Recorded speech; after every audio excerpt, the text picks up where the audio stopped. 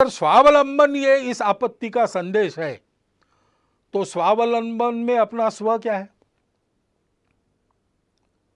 उस स्व आधारित तंत्र का अवलंबन हमको करना पड़ेगा।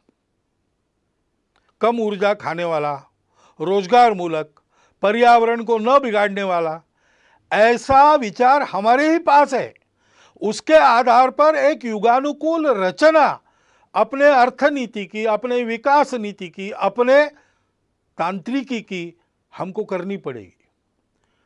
आधुनिक विज्ञान के आधार पर इसमें जो जो अद्यतन सहायक होता है वो लेते हुए परंपरा के आधार पर जो आज सुसंदर्भित है, इस संकट के कारण फिर से एक बार हमको याद आ रहा है, उन दोनों को मिलाते हुए हमको एक नए विकास के मॉडल का निर्माण करना पड़ेगा। हमको करना पड़ेगा, इन्हें कौन करेगा? शासन को विचार करना पड़ेगा, प्रशासन को विचार करना पड़ेगा। लेकिन मात्र इन दोनों के करने से नहीं होता, समाज को भी इसमें कुछ करना पड़ता है। समाज को स्व का अवलंबन करना पड़ेगा।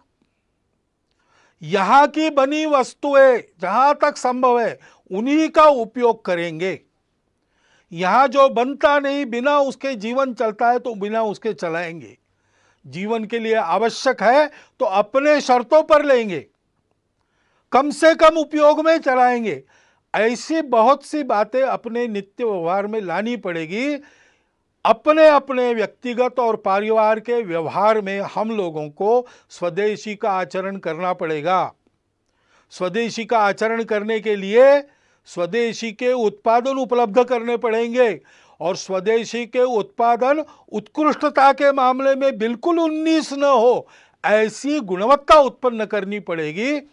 उद्योजक, निर्माता, कारीगर सभी को इसके बारे में सोचना पड़ेगा और समाज को स्वदेशी पर दृढ़ होना पड़ेगा।